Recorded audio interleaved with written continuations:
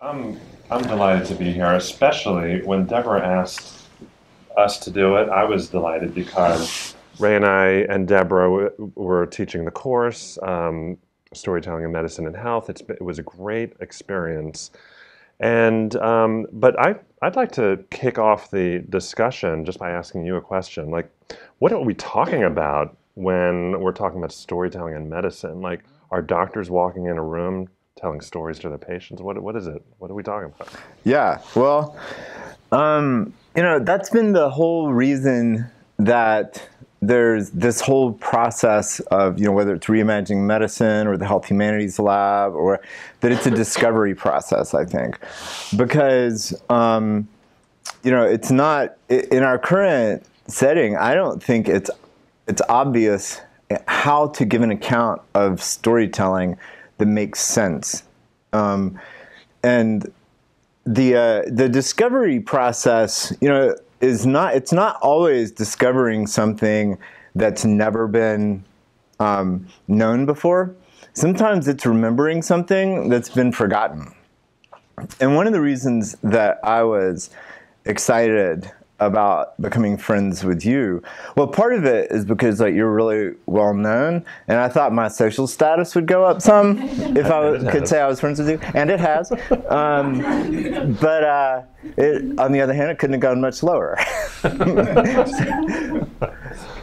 But you've done something through the Monti that amazed me and that caught my attention years ago, which is that you've tapped into the power of storytelling, which is an ancient power. This is as old as humanity. This is the repository of everything that we care about, whether it is stories about our ancestors, stories about our encounters with the divine in nature, whether it's about who we love and who we hate. It's contained in stories. This is the repository that holds everything that we would call meaningful in human life. And you have, in an age of Twitters, sound bites, of pre-canned messages, of sort of sitcoms that we watch specifically because they're mindless, which we're trying, of noise, of social media that demands our constant immediate attention so that it's only the urgency of what's in front of us at this moment that keeps our attention. You somehow have managed to fill over and over again, Motorco, the outdoor theater in Chapel Hill, the indoor theater in Chapel Hill, the Carolina Theater. You fill it with people. It's packed. People have to pay to come in, and the only thing that happens is that 5 people stand up and they tell a story. And the first time I went, I thought, this is amazing. He handed around a hat. Yeah. People put their names in there. It said, I have a story to tell. And they stood up, and 5 people told a story. And people were galvanized. And I realized this guy is recovering something that is in danger of being lost. And it is at the heart of everything that I want to point to when I say, well, what's meaningful about your life? What's meaningful about this experience? Why do we bother staying around? And so I'm really grateful for that. And it's interesting because I used to just think of my career as, oh, I'm helping people to, craft their stories, because I was always under the assumption, and just based on my experience throughout life, is that, as human beings, we are bestowed with the ability to be self-aware and then to tell stories, and that's great. But what I've learned is that while people do know how to tell stories, they don't always tell them well. And so my job in the production and curation and editing at the Monti is to help people to tell those stories. But in the latter part of this decade of working in story, what I've realized is that yes, I am helping them to tell their story, but more importantly, I'm helping them to reflect and to be vulnerable. to show their true selves. Because, and this goes back to what you said about social media. I mean, when we are on social media, we are curating our own expression. It's like, what do I want to show my 500 followers? Oh, let's put the picture of us on vacation. Let's do this happy family thing. Let's show me doing a yoga pose on top of a mountain. Like, it's like crazy what people do on social media, but it's all really positive and happy, and it's what you want other people to see. So when people are telling stories, yes, they are empowered to tell the story they want to tell, but I'm asking them to take a risk and to let the wall, the facade down, because when that happens, that's when you invite people in. And the risk is that, what if they don't accept me, right? What if they don't, you know, relate to the things that I'm about to tell them? But the thing is that if you let that wall down and tell your story with humility and honesty, then they always come into you. And when people enter your story, they're also entering their own story, because every story that's, you know, connectable or relatable reminds the listener of their own truth. And that kind of leads to another story, which then leads to another story, etc. So, you know, it's this vulnerability that I've realized is probably the main component of my career. It's helping people to open up. And like, how does that connect to the practice of medicine? Yeah, well, I mean, it doesn't really. Oh. There's so many things to say to that. I mean, it's the word vulnerability. So one of the things we're going to do this summer, I'm hoping, in this Reimagining Medicine thing, I'm trying to do as many things that will make these hardcore pre-med students roll their eyes. Because they know I'm on the executive commission for admissions, the committee for admissions to Duke Med School, and that I'll see their application. And so even if they want to roll their eyes, they're going to pretend like they're interested. And so I'm taking advantage of it, because I feel like, at least in medicine and in many other areas as well, we despise weakness. And there is something about vulnerability, you know. There's something about being fallible or imperfect that is despised. And we kill our own in medicine if they show weakness. They know that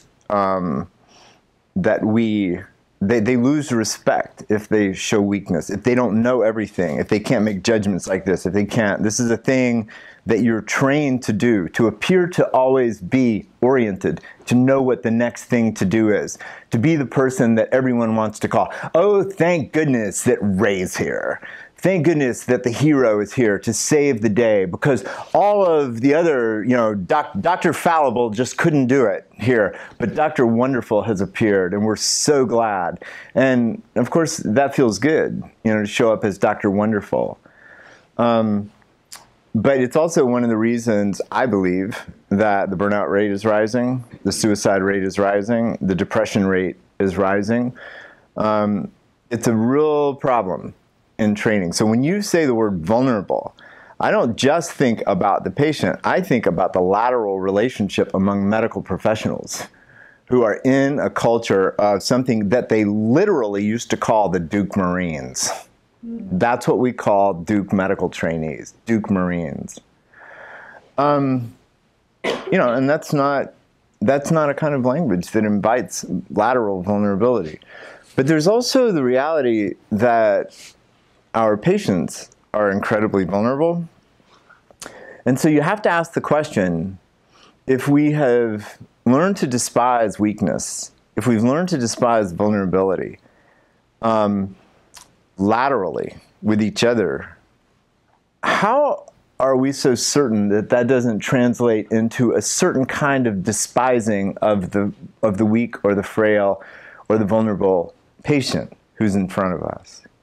And it may very well be that our civility is something that rises out of our power differential instead of rising out of a genuine valuing of the vulnerable or the sick or the fragile person in front of us. That's not something that we generally say publicly about our training programs or about the culture of medicine. But it's something that I feel like we need to say. And it's something that you are touching on in the course of recognizing vulnerability as central to what you're doing. You know very well that vulnerability is something that's hard for people, real vulnerability. You also know the difference between Facebook and what you're trying to do. Because on Facebook, we can create our perfect selves. We can block friends, we can allow other friends in, we can arrange all of our pictures so that, everything looks pristine. I mean, if we want to show a little bit of vulnerability to prove our humanity, we can, let a small, sort of otter video in that shows that we like animals or something like that. But we can curate our reputation in our so-called community. In a real community, you can't block your mom, right? Your mom is there. You can't block your history.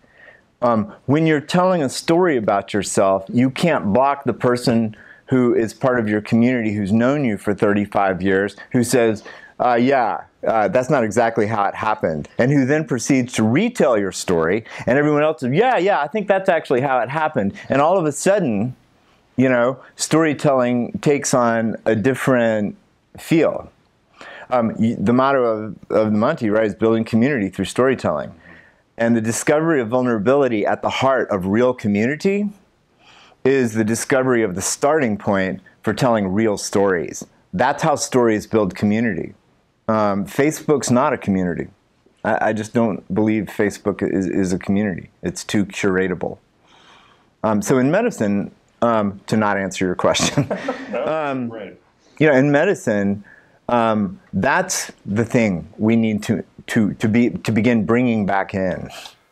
Change the culture is really what we're talking about, right? We're talking about if we fear or we hate and despise weakness, and by the way, being vulnerable does not equate to weakness, but that is sometimes interpreted in the wrong way. So how do we change the culture? Well, that's my question for you, because the reason I'm calling it, that's right, it's a technique that I learned in medical school. The reason I'm calling it reimagining medicine. So some people, when they hear reimagining medicine, they're like, isn't that kind of arrogant and narrow? Why isn't it reimagining healthcare? Why don't you bring other people in besides medicine? And my response is, wait a minute. You've misunderstood the name. I'm not saying that medicine is dominant and that's why it gets to be in charge of reimagining. I'm saying that medicine specifically is sick and in desperate need of help. That nursing is doing much better in many ways than doctors. That physical therapists are doing much better, that they touch patients. They walk in and know some things about what it is to feel the fragility of another person in their body. Meanwhile, the medical students and the doctors are practicing Gnostic medicine, disembodied medicine that does nothing but look at the electronic medical record. At most, takes a stethoscope and kind of touches it like this, but we don't touch patients in the same way that nurses who change your diaper, so that you can have some dignity. And the physical therapist, the occupational therapist, housekeeping, who comes into your room and changes your garbage and cleans your bathroom, and sees the urine-filled little hat that you had to pee into because the nurse said that you need to measure your output. Everyone is seeing the intimacy of what it is to be sick and to be vulnerable in this way.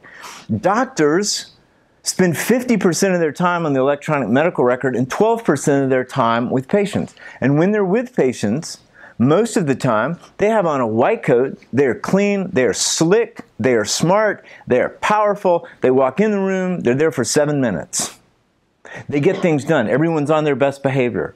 And then when they leave, the family says, I didn't understand exactly what she said, could you explain it to me? And the nurse then explains, well, what I heard is this, you know? And he spends some time, because he's going to be with the patient for 12 hours, because he's the nurse. You know, the doctor, she's moved on to the next room. And so I am deeply worried about medicine. It needs help from a lot of places. Now, I was grown up in medicine. You know, I was formed in medicine. I feel like I am still in the early stages of recovering from my formation. And so when you ask me, how do we change the culture? What I say is the reason that Reimagining Medicine, you know how many doctors are teaching in it? None. There's one guy who's a doctor, but he's invited in because he's a historian. And he's teaching some things about historical context. I have you, storytellers.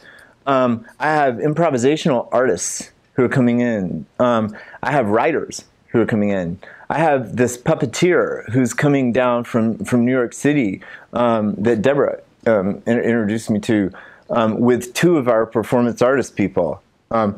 These are the people who I'm asking to come in and please help us to shape our imaginations and our character and our practices in such a way that we can actually be responsive to the stories that matter, that are the context for people making these difficult decisions. You know, or not just making decisions. We focus so much on decisions. You know what? It's not just the decision.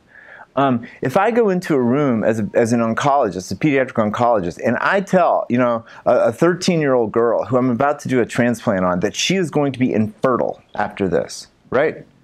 There may not be a decision to make because this will save her life. And the decision's kind of already made, certainly by her parents and mostly by her.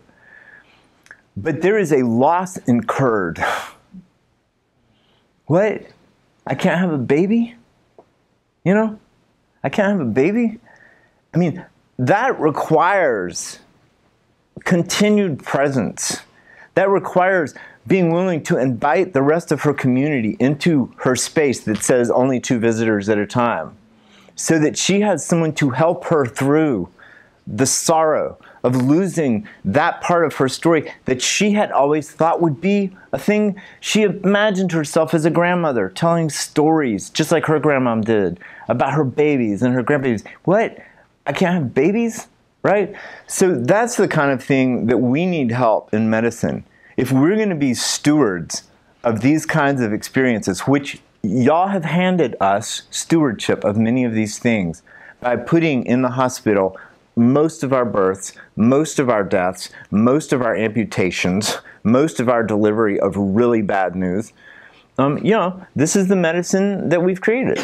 So if we're going to be stewards of that kind of thing, then we desperately need to recover this sense of imagining and of storytelling and of what the role of those things is in forming, you know, or even recognizing the value of community, you know.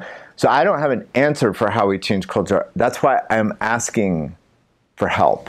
That's what reimagining is, reimagining medicine. So you were at a program that I was a part of about a month and a half ago where it's called Voices of Medicine, where we assembled some graduate students, some residents, and you know, I worked with them to tell their stories. And it was at the Trent Seaman Center, and they were amazing stories about, you know, medicine and health, and about, you know, what it's like to be a sensitive and emotional person, and we all are that, no matter how hard we try to, you know, hide it sometimes. We're all emotional people. We all have fears and weaknesses. And seeing these people up there telling their stories where they are measuring growth throughout their story, they're talking about, you know, fallibility and um, and transformation through it. It was incredible. And I think that it was incredible for the people in the room who were part of the medical community. But the last story of the night was told by David Zoss, who's the president, I think that's his title, of Duke Raleigh Hospital. And his story was not about him as a physician. It was about him as a patient, about being diagnosed with leukemia and the journey that he was on with his family in trying to be healed. And the story never dealt with medicine. It dealt with his, his fear of his children growing up without him, his wife having to raise these two children, and how that's going to be. And it was beautiful in his willingness to surrender the stethoscope for the bed. And one of the stories that didn't end up being told was in the story was about being in the bed, which he did say that the nights were the loneliest and scariest times in the hospital. He was alone, and I think we all know this, and I do, because you go to sleep, it's 11 o'clock, you sleep for a half hour, you wake up, and you've got that checklist of crap that you haven't done, right? And that's all you can think about for the next 2 hours when you're not sleeping, but you're trying, right? And this was his life every night in the hospital as he was agonizing over his future. And he also woke up with those, profuse cold sweats, right? And one night a nurse happened to be, coming through to take his vitals, I suppose. And he was, just bathing in his own, sweat, and the sheets were soaked. And it wasn't part of her duty in that moment to, help him to change his sheets. She was there to do something and then move on. And she helped him in that moment because he needed it. And that singular moment changed the way that he deals with his own staff in the hospital.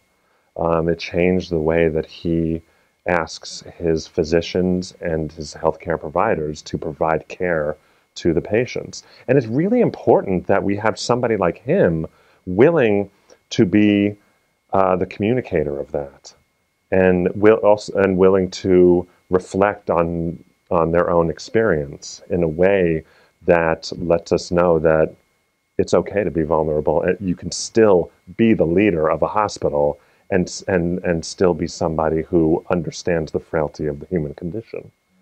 So I think that change occurs when we allow these stories into our community, and that the stories are not being told, just by undergrads, med students, residents, but by the top, by people who have been in the field for a long time. That's right. And by you.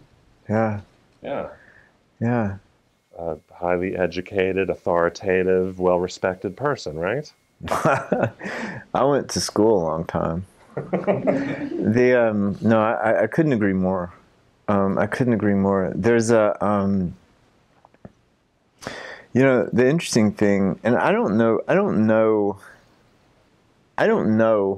why we're like we are. I have a lot of theories. I have a lot of things that I can point to and say, I think this is why we are like we are. I believe that we're really good. I'm really good at curing childhood cancer. I know how to do it. Most of the time I can cure your kid. If your kid has cancer, that's amazing, And by me, I don't mean me. I mean oncology as a whole. If it's just me, I can't cure your kid because I have no idea how to make up chemo. I need a clinical pharmacist. I have no idea how to hang it or program the IV pump. And if it's given too fast, she'll die. Right? So I don't know how to do that. So by this is very doctory. By me, I mean, also everyone else. See, that's one of those habits. Just the fact that I would say, I'm really good at curing childhood cancer That is exactly the thing that I don't want to say. But it's so ingrained in me that that's a statement that just came out of my mouth in the middle of this thing, right? I need help. The fact that I have to be conscious of not saying that means that it's actually in there. It's just that I'm trying to be, a little more, like, because I know who y'all are, and so I'm trying to act well. But it's disturbing that it's there, that's what came out. But I am really good at curing cancer, and so I don't need to. There's a lot of things that I might have needed to do before, when I needed to win authority in a society with no skill whatsoever, right? There are many, many novels that have been written. There's a whole histories of doctors before they had any respect in society, where there was a high level of suspicion. A little kid feels better if I show up, sort of like a playmate. A CEO may not be able to talk with me if I show up looking like what I need to look like on the ward. And so I might very well tailor my way of dressing to that human being.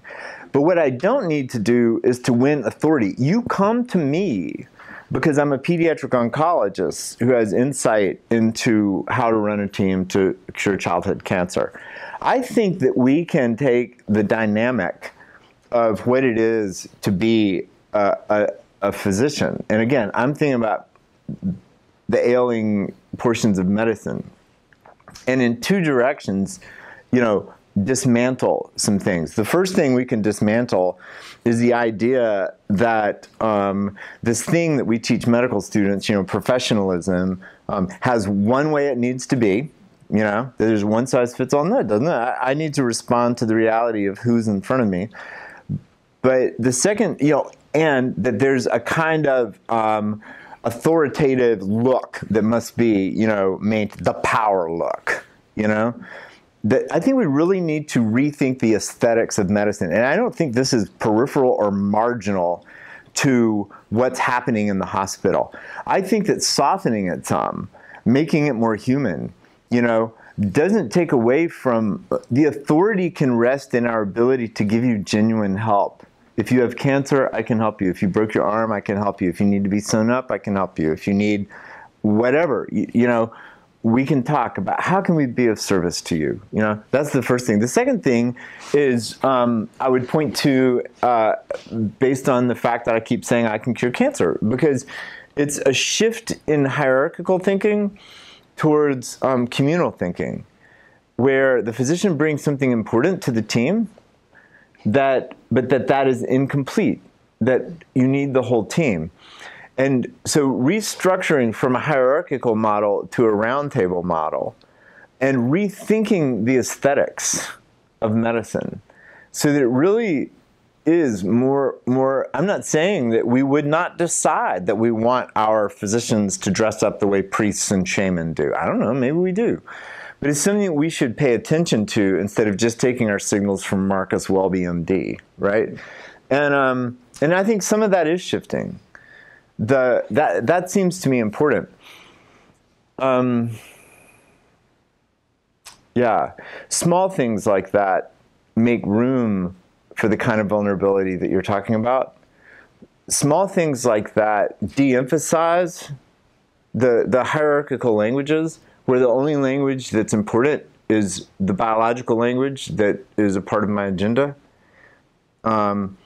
Or if you're talking to our financial department, the financial department, their language or whatever, that your language, when you come in and say something that's important to you, or that is important to this person that you love who's on a ventilator, that your language of storytelling is extremely important also.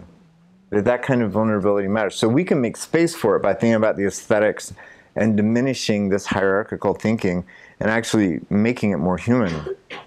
And the last thing I'll say about that is I think that is where education can make a difference. So courses like the ones that you and Deborah and myself teach, programs like Reimagining Medicine, things that even if people roll their eyes at them, you know, like I know that people will roll their eyes at puppets.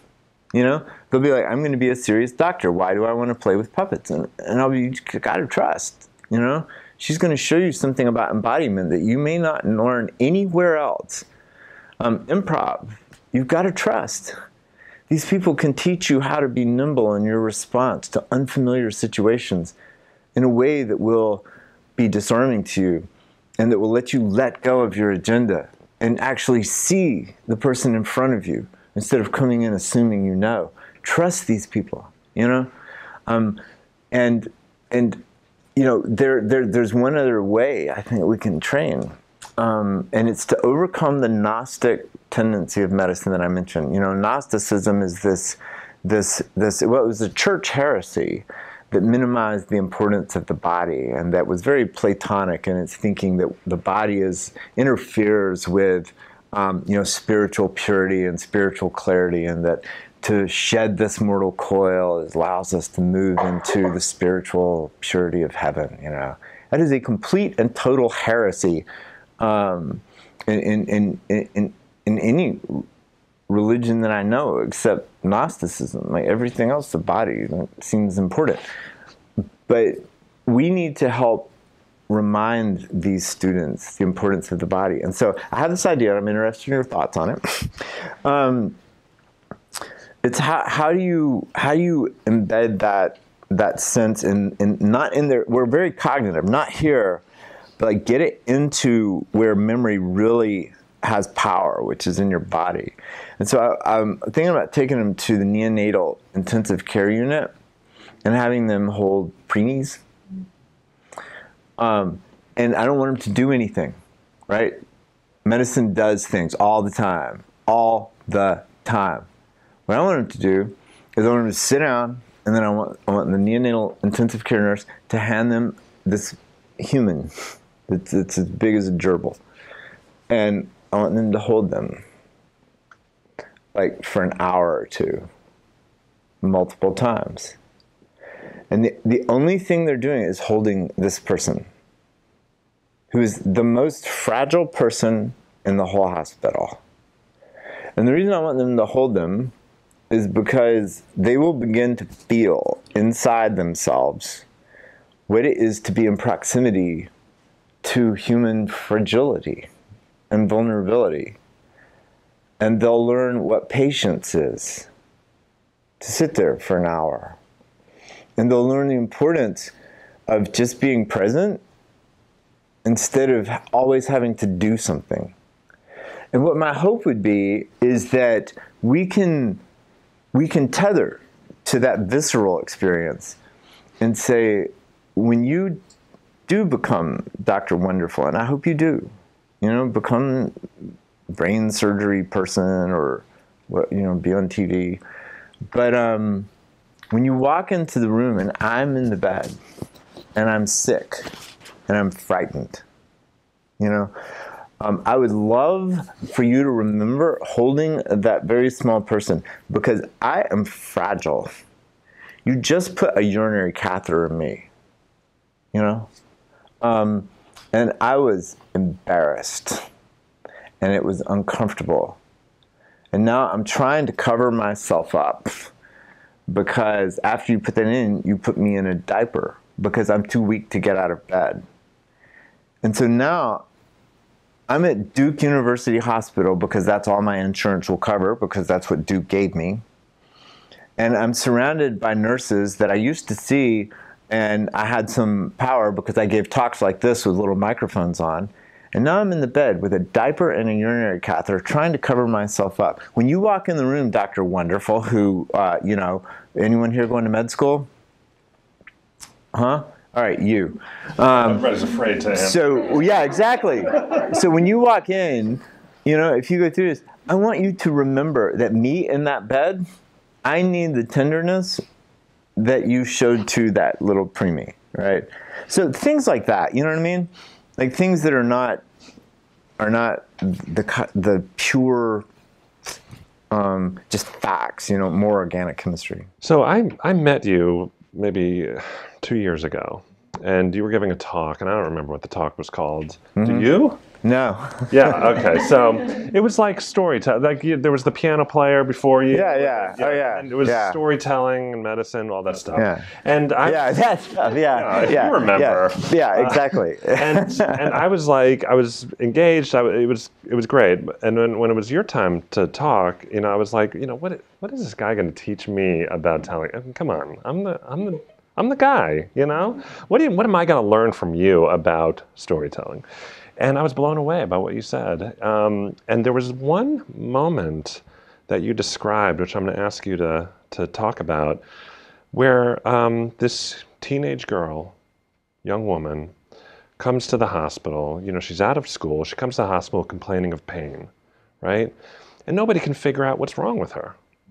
And after days of this, you were asked to talk to her because apparently you have had success, speaking with young, teenage adolescents, and I'd love for you to tell us about that. Yeah, I'll be happy to. I'll tell you that I knew about you way before you met me. Yeah, I had no idea. I know. And I had gone a couple of years before to a Monti event, and somebody had mentioned your name, and I was like, Jeff who? And he's like, Jeff Polish. And he told me who you were, and I was just blown away. And then I watched the Monti, and I was blown away more. So when you were down in the audience while I was trying to tell this story, I was terrified. Nice. And I was judging you. Yeah, I know you were judging me. Are you kidding? I could see it on your face. I could say that man's judging me. It's so obvious. But this 15-year-old, I don't know what to call her. She's a 15-year-old. She's a teenager. She was in between being a girl and a woman. I mean, that's what being a teenager is, You call her a girl, and you're like, well, she's not really a girl. It's not like she's 6. And you say, well, she's a woman. It's like not really a woman, because she kind of acted like a little brat. And so she was a teenager, and those people really interest me because they're sort of in transition, They're like moving from being a little kid to being an adult. And they're so interesting because it's so confusing. Everything about it's so confusing. And so she'd been there for a month. She'd been there for a month with this terrible, debilitating abdominal pain. And prior to coming to the hospital, it had kept her out of school. And her team had come to the conclusion, because she was vocal about things.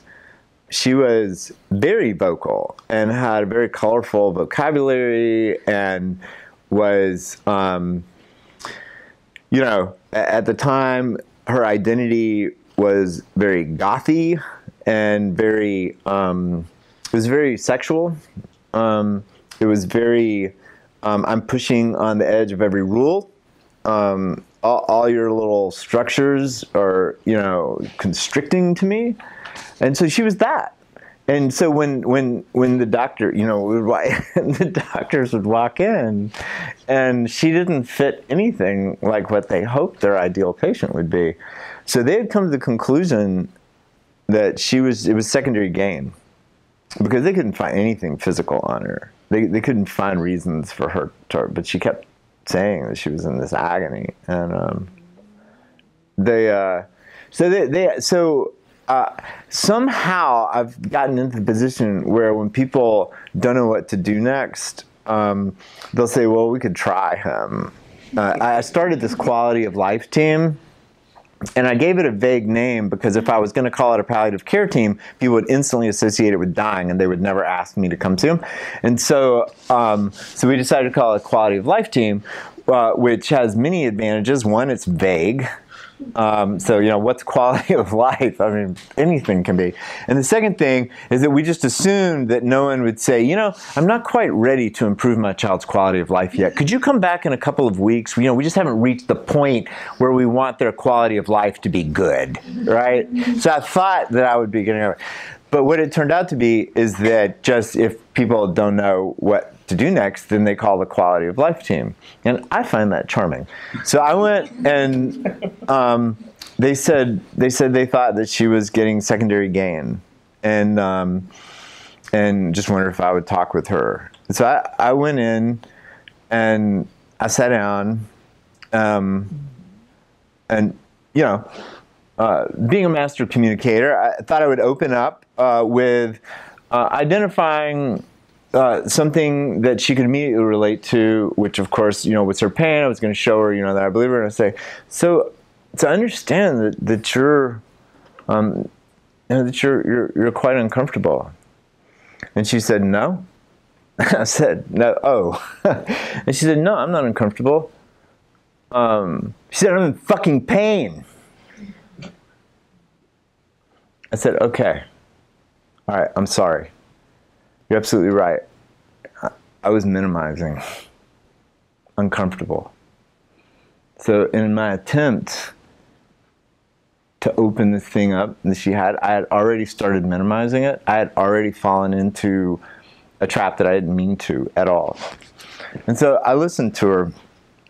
And for a long time at the beginning, the thing that frustrated her is that she couldn't be heard. People would not hear her. People did not believe her. She knew that they thought that she was faking it or whatever. And I said, you know, if I'm really going to understand what you're experiencing, we're either going to have to, you know, talk longer. She had told me along the way, I'd asked her what's most important to her. She had told me that she was an artist. I said, you know, talk longer, or if you have another way that you can help me understand what's going on. I came back the next day, and she handed me a picture, and she said, here, this is what I'm experiencing. And I looked at it, and it just blew me away. It was this little person. Oh, it was her. It was this little person just hunched up in pain. Just this look on her face of pain. But not a look of like acute pain, like she just stubbed her toe or something. Of chronic, just, I'm hanging on. I'm hanging on. I'm hanging on. And so I said, can I hang on to this for a little bit? And I took it to the team.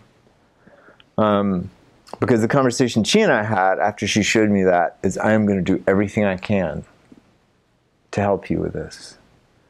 And I took it to her team and I said, I want you to look at this. This is what she's experiencing. And they were like, oh my God. And so I was on the steep part of the curve for pain, but I looked at everything that I could find, and I found a combination of pain medicines. And I said, we're going to start trying things, and we're just going to start trying things, and we're going to change them until we find something. And within a week, she was discharged from the hospital. We had found a combination that helped her immensely with her. And I've used it now in many other people. I learned so much from her. But it wasn't until she used her art that was her voice, you know? Every other part of her voice grated on people. It was rebellious and pushed against you, and it was contempt. And that's what it felt like, right? You know, no, you know, I'm not uncomfortable. I'm in fucking pain, right? Well, and then everyone's like, oh, here she goes again. But her language was her art, and she was fluent in that language. And as soon as she used the language in which she was fluent, she showed us things that we never could have gotten to without it. Yeah, it was beautiful. Yeah, you know, and when we taught that class together, storytelling in medicine and health, one of the ongoing assignments was to develop personal narrative. First, they wrote it, and we edited it, and they rewrote it, and then they adapted it into an oral telling, which they did in here. And it was amazing to see these stories develop and tighten over time. But what was even more fascinating was how many of our students who are planning to go into the medical profession had experienced serious chronic pain themselves. Like there was that component. Like you could like section people off in the types of stories that they were telling, like death of a relative parent, grandparent, or their own ailment. And there was a subsection of stories about chronic pain. And the thing that these stories had in common is that they went years going from doctor to doctor, feeling minimized every time they went to a new doctor, until finally they had to advocate for themselves, right? And do some WebMD or some sort of search, and they were able to give the type of information that one well-meaning doctor was able to hear, and then they got the help they needed, right? And now these people are wanting or inspired to go into the health profession because they feel like they can do it better. Like they have some sort of a key to how to really treat a patient, how to really practice good medicine. It was amazing to see the despair over a decade in some cases, and then the empowerment.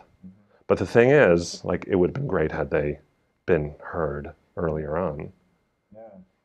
It's incredible to, like, and I always say this, and I wonder what you think of this. This probably isn't a storytelling kind of issue, but, like, I have a neighbor who she's experiencing a lot of symptoms. She thinks she was bitten by a tick last summer, and the symptoms are all cropping up now, and she's been from doctor to doctor, and she hasn't gotten a satisfying diagnosis that is being treated. And every doctor tells her something different.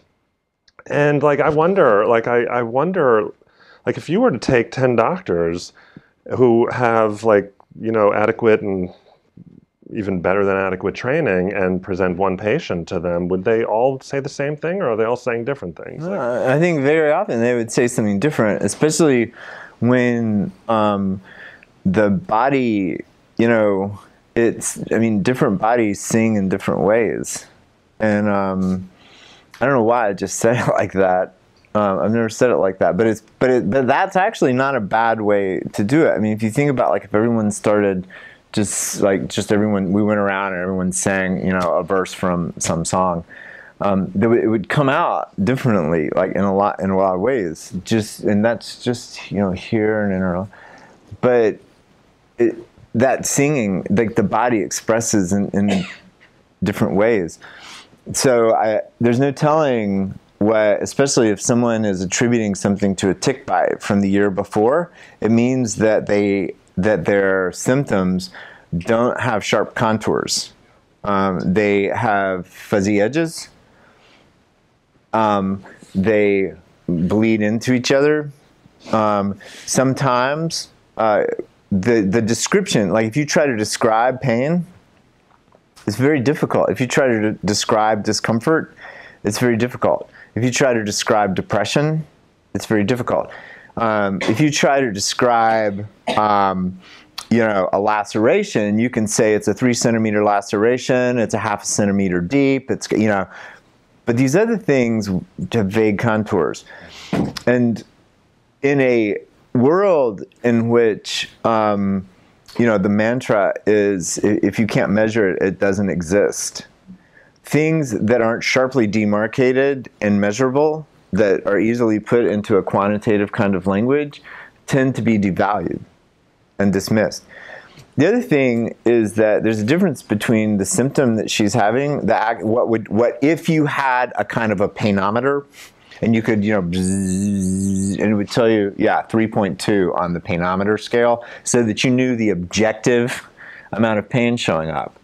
There's more to it than just what the painometer would tell you, 3.2 on the painometer scale, because suffering is the experience of what the painometer scale tells you is a much more complex thing than whatever it is that's sending out signals through your nerves, And so this is one of those perfect areas where the doctors would say different things. If you came back a second or third time, you would begin to become annoying.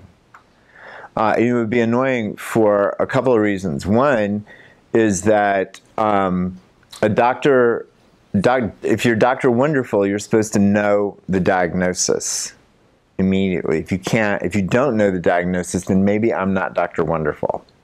So there must be, if I don't know the diagnosis, an alternate explanation to why there is no concrete diagnosis in the room. And that must be that you're a wimp, that you are fabricating things, that you are over-responding to something minimal, that you have secondary gain, like my patient, that you're histrionic.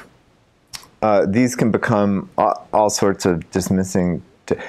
We need better doctors. We also need better patients, because patients have bought into the, at Duke there's hope, that somehow medicine is not a human endeavor that's fallible with partial answers. That, well, if you don't know, then is there any like smart doctor around here? Who knows, right? And that is first of all, it's false. It is a false perception of medicine that medicine has generated, because it's financially lucrative to generate the idea that Duke is the best hospital around. And if you go to any other hospital, you're not going to get as good a care. But it's a lie, and it sets patients up, that gives them expectations for me that are set up for me to fail. And so if you come in with your tick bite story and your vague symptoms, and I can't figure it out in one visit or two visits, I'm frustrated because I think, you're fabricating. That's my alternate explanation to me not knowing the answer. And you're frustrated because, aren't you a doctor? Did you go to med school? Did you even do a residency? Right? Well, in both directions, that's not working. Whereas if we could be human with each other and figure out a way to say, I'm not sure what's going on. I don't know if it's from a tick. I don't even know if it's something that we would, could measure or treat or something like that. But what I do know is that it's bothering you. What I do know is that you're suffering. What I believe is that you're suffering. I don't know the why. So if we can work together, if you'll keep coming back, then I'll keep thinking, you keep thinking, I'll read, you read, and let's get to know each other. And it may very well be that you will prevent the need for a cardiac transplant, which is what my infectious disease doctor friend had to have, because he had undiagnosed Lyme disease, because no one would believe his vague symptoms. And he ended up with full-on heart failure and had to have a heart transplant. Maybe we can avoid a heart transplant. On the other hand, if it turns out that most of this is something that is subjective, because it turns out that that Ray's friend, who had a heart transplant, lives 2 doors down from you, and now you're terrified. So if it turns out to be fear more than anything else, if we get to know each other, maybe we can partner around fear, because fear also is suffering, right? Mm-hmm. So I don't know. We need better doctors. We need better patients. But the ability to communicate in a productive way is important. It is. And so that's my question for you. I have a lot of questions for you. I don't think we have the time. Well, we'll need to do it again then, because one thing I am interested in is, so you and I have become friends, and we've shared a lot of wrestling with these kinds of things. And you did an event at the Carolina Theater, and you had one of our students from the course who came in and talked about very powerfully about his experience in the anatomy lab, where his first patient was dead, and he was asked to take apart a dead stranger. Some people would say that's an odd thing to ask a 25-year-old to do, So as we think about the future of how to change culture, your original question, how do we change the culture? That's the question I want to hand back to you. What role do you think storytelling and story listening might have in helping doctors who are suffering from all of the things that look like success on the surface, but that actually lead to a kind of inward sickness? We're all I've said this before tonight, that we're all, you know, emotional organisms, right? We have we are affected by the things that we see and that happen to us, right? And in the medical profession, you know, as you alluded to, we're being asked to squash it, right? There are many situations where a trauma occurs, and then you know, a trauma occurs to a doctor's patient. They lose a patient, but then they're being asked to see the next patient. There's no processing period. Um, and yet the thing is that we need to process, right? The first step in telling stories is telling yourself your own story. And that requires reflection and deep, deep thought and understanding of your own emotional self. That's not always easy. I mean, people go to therapy and that's what they're dealing with. And really what happens in therapy, and I'm well versed in it, I'll tell you that much, is that you're telling stories. And your therapist is helping you to interpret those stories, right? And stories are not just the things that happened. It's what it means. More importantly, what it means to you, right? Because, and that is when you start to understand your own story, how these events impacted you as a physician, you as a human being. And once you have that story and that understanding, whether you tell it to other people or not is almost irrelevant because you've told it to yourself and you've processed it yourself, and now you can possibly move on and heal. And I just have I want to tell a quick story that doesn't have anything to do with medicine, but it's so tied into what we're talking about. I recently worked with active duty and non-active duty military for a Fort Bragg project that I was doing with WUNC.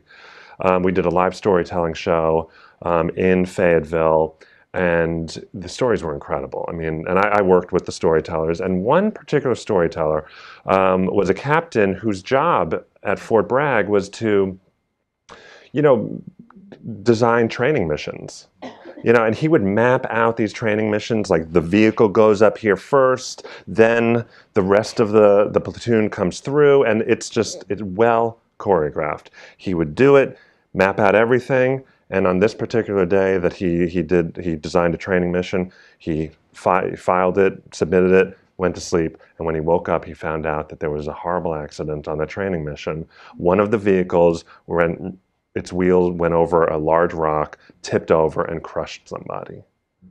And right after that, he was asked by his commanding officer to go and, you know, retrieve the belongings of this officer who had died. No regard for his, you know, mental state of mind. No regard for how he might be feeling and his culpability in that situation. And so 2 years after, he's suffering. This man is suffering because he blames himself for what happened. And so what he did was he sat down under a tree and he wrote a letter to this fallen soldier. And in that letter, he apologized. He told him the story of how it happened, that he died. And he went through, I mean, it was emotionally revealing, emotionally gut-wrenching, and it was 100% beautiful what he did, because it started him on a road to heal. And his story that he told, which aired on WUNC as a standalone special, was the story. He read the letter. That was his story, and it was one of the most spectacular things I've ever witnessed. Wow. Because it was exactly what we need. Yeah. We need to tell ourselves our story in whatever way, and that is one step on the road to healing. Yeah. And I think that is something that's really important in the medical profession, a profession where we're not giving our professionals the chance to process and heal in the things that happen around us. So anyway, there's more to say on that, but you know, I think maybe we should open it up for questions. I was just curious, and this is something I've been thinking about a lot as all of us have been talking about storytelling in medicine. but how in a system like a hospital, which is made for, it's a business, right? It's made for financial gain. How can we make space for these kinds of things that aren't necessarily quickly profitable? Well, first of all, you know, something made for financial gain is it's been since maybe the late 1970s that sentence even made sense, because that is when there was the beginning of health maintenance organizations and the corporate takeover of American medicine. It's been completely transformed by the corporate takeover, and it's evil. It is evil. It is against the grain of humanity. It is wrong at every level. It has turned the vulnerability of human illness and mortality and loss and fragility into a commodity. It uses death and it uses the fear of illness as a way to manipulate people into getting higher and higher levels of so-called health care. It is to be despised. All right? I hope that's clear. My opinion about this. All right. And I absolutely will say this anywhere. A boardroom, I don't care what, I do it publicly, I do it because if I lose my job, I lose my job. It is evil. But it's very hard to change. Because the horse has been out of the barn for a long time, and the power has shifted. I do not have power. I don't have power in the way that I might have had power in the 1950s if I were a physician to change the culture, to address the culture. The power is held by financial leaders, you know. And it's not. I'm not saying that. I mean, I know a number of our top leaders, and they're wonderful people. This is not something that devolves on a single person, you know. Our president and CEO of Duke Hospital, the new one, is Tom Owens, you know, med-peds, trained in both internal medicine and pediatrics. One of the best doctors you will ever meet. A heart of gold, right? And he's the president and CEO of the hospital. The hospital has a lot of evil tendencies in its orientation. Its obsessive orientation towards money, and its obsession with money harms people. Routinely harms people all around this community, all through the state, routinely. Duke University. I have enormous admiration for our president and CEO. I believe that there's something much larger than him or any single person that's happening in this corporate transformation. And I don't have a word for it. I don't know how to put a name on it because I don't have any person I can point to say you are culpable. You're the one who's culpable. You're the one who can change it. You know, I don't think it's that kind of beast. I think we have to rethink this whole thing the way that we would think about the rise of Nazis in Germany. You know, yeah, okay, Hitler was at the front of it, but there were a whole lot of other factors consolidated in there, you know, that point to something systemic, a systemic disease. It's the same as racism in this country. You can point to some racist events, but as you know, William Barber will tell you, this is a systemic problem. And so it's not actually helpful to try to point to one person. All of this is a prelude to my answer to your question. Because the reason it's important to say that is because you cannot make institutional change the condition for asking the questions you need to ask about thriving, about flourishing, about being genuinely humane in response to human suffering. You can't make institutional change the condition for it. You're going to have to ask the same question that a war physician asks. You know, war physician can't say, gee, this would be a lot better if we weren't having bombs exploding around us. No, that's what it is to be a war physician. You learn how to be a doctor in the context of war. And so we have to learn how to be true doctors, true physicians. And again, you know, I'm a physician. That's why I'm referring to that. In the context of corporate evil, in the context of an over-prioritization of administrative tasks, in the context of an unholy emphasis on profit. So we, in the context of this thing that can only change with a very large, probably countrywide movement, we have to learn how to care for the person in front of us in a way that has integrity for us as a human being, so that if I die tonight, I can think back to my encounter with that human being and be pleased with that. You know, at the same time, the reality is that if I'm going to lose my job because I'm not seeing one patient every 10 minutes, which is the demand that, you know, I don't know, I think it's every 10 minutes. I don't know, it's something very, very short. It's a demand that Duke has put on its primary care people, right? So you got to move. If you don't do it, you get nasty grams to say how far behind you are with your generation of RVUs. That is a Duke policy. That is something Duke is doing. Is it necessary? Did God hand down that this is how you do it? No. Duke decided. You know why? To make money. Could it be changed? Absolutely. You just change it. So those doctors have to show up and find a way in 10 minutes to do the right thing. I don't know how you do that in that context. And it may very well be that the evil is choking so much that there is no way to do medicine well in a 10-minute slot. It may be that medicine is not doable in that slot. I don't know.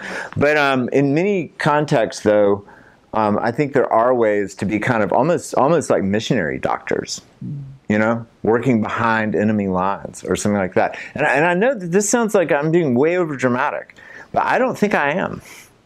I think that I am spot on.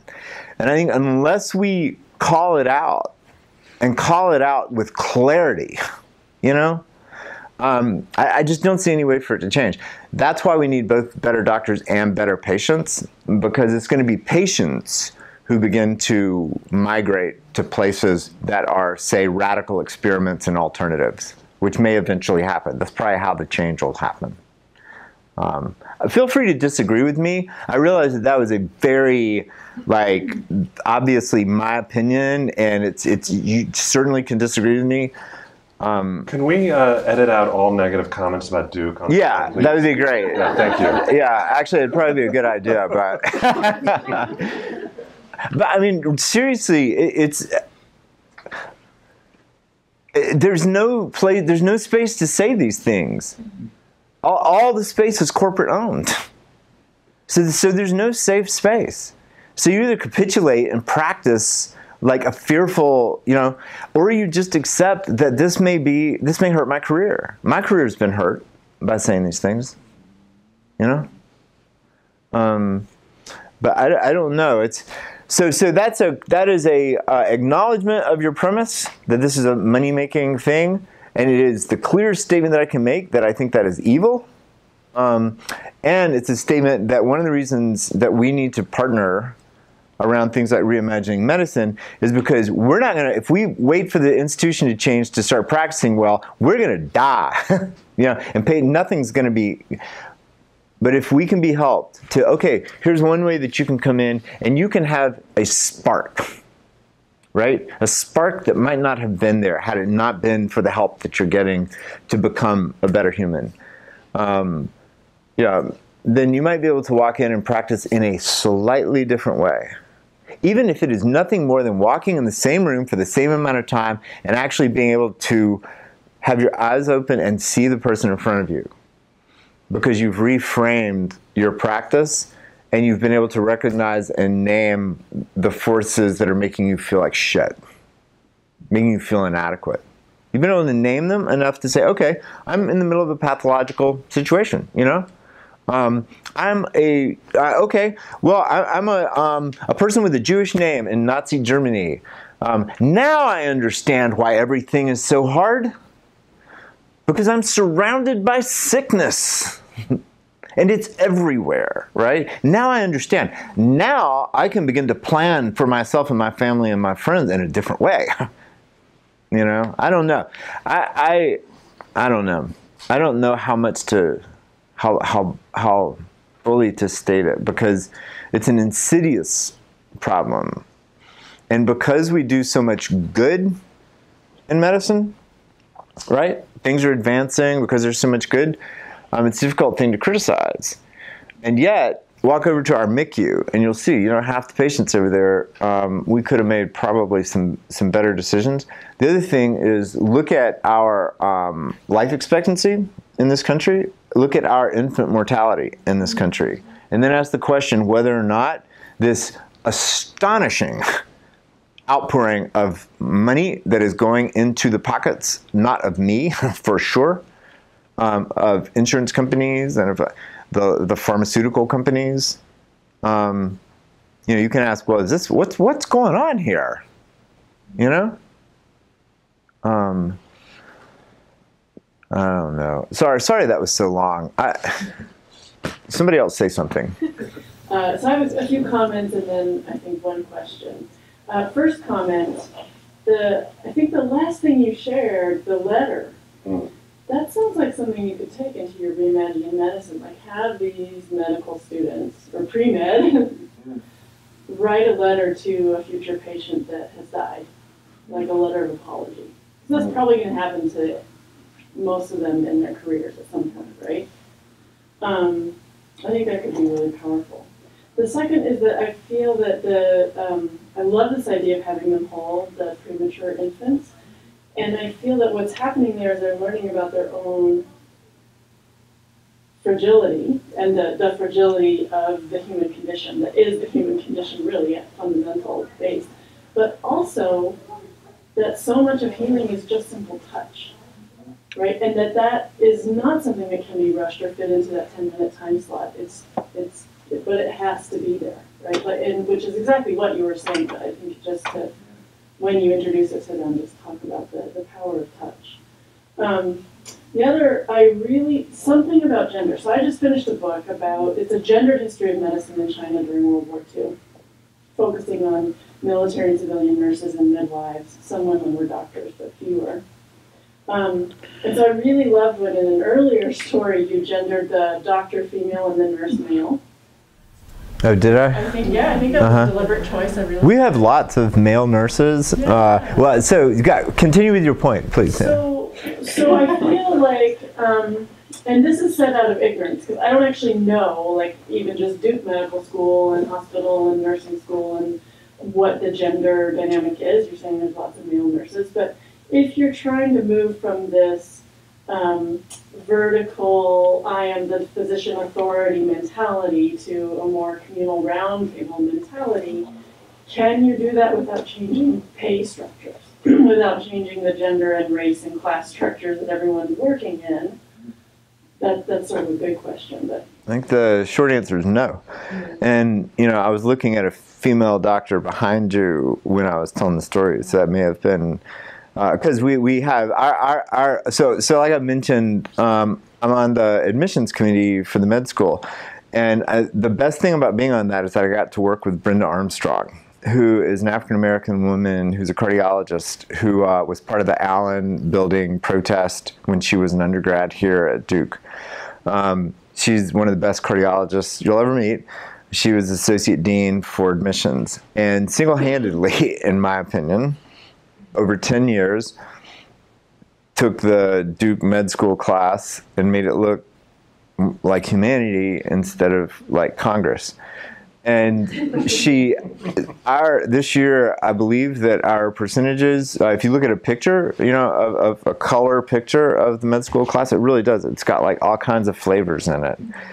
And it's 53% women. And so there's a lot that, our dean, our current dean was a woman. Nancy Andrews was there for 10 years, and she was replaced by Mary Klopman. There's things in medicine that are changing. Like medicine is ahead of a lot of places, I think, in terms of changes. If you look at our surgery department, which has been one of the strongholds of good old boy, old white guy power, you know? We have many more women in surgery. And this is a place, so one of the interesting things that I'll be curious about as far as gender goes is that, you know, there's an upside and a downside to the way we use the language of equality. The upside is that we identify unjust inequities. So if I do a job and you do a job and it's the same job and I get paid more than you, that's a clear unjust inequity. But difference is not the same as inequity. And one of the things that I think that our politically correct orientation has had a negative impact on is our ability to value difference and talk about it openly without having a kind of without importing values from past hierarchies that need to be undone into the current discussion. Here's what I mean in that opaque, convoluted way of avoiding an uncomfortable thing that I don't know how to talk about. Because I don't know how to say this. Surgery is better at Duke because there are more women. And I don't know what the thing is. But there is something about how women do surgery that is different. It's how they are there. It's what they do with the culture. I don't know what it is. But I have this intuition that there's something that we should be able to explore and talk about in a way that is exciting and interesting rather than a way that feels devaluing.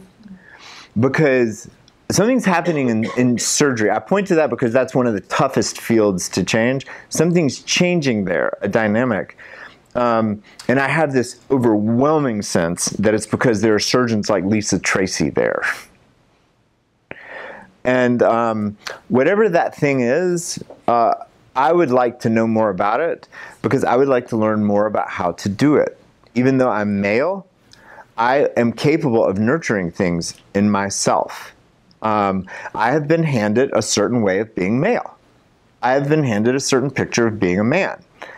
And some of that is social construction, and some of it is because I'm male. I mean, there's something in my body that's different. So I don't know how, I look forward to the day that we can talk about these kinds of things because I feel like you're absolutely right that we need to address gender if we're going to have genuine culture change. But by addressing it, I don't mean merely a kind of undoing of clear injustices. I do a job, you do a job, I'm paid more than you are simply because of, I have, testosterone and receptors for testosterone. Like, that's absurd. But in these other things, I would love to have a deeper conversation about what we each bring. If there is something that maleness brings that's valuable, and something that femaleness brings that's valuable, and that somehow these two valuable things can enrich and it may very well be, I don't know how far to go with this conversation. I don't know what to say because I feel paralyzed because I'm afraid I'm going to say something wrong, and that you help me ask better. Maybe the very asking of the question is an indication of ways in which I've been scarred by my upbringing. I certainly have been scarred by my upbringing as a racist and as someone who was raised in a culture where women were at home and men worked. So I know that. But you can help me ask the question better or see, you know what I'm saying? So you're right, but I think you're right, not you're right, comma, but. You're right. And I think that we have a lot to learn about how to nuance that conversation in the context of culture change in medicine. And I don't know how to do it, but I do think we need to do it. Does that make sense? Does that resonate? Mm-hmm. Okay. Well, this is a great start to a lot of future conversations and riveting stories, and thank you so much. Yeah, thank you. Great.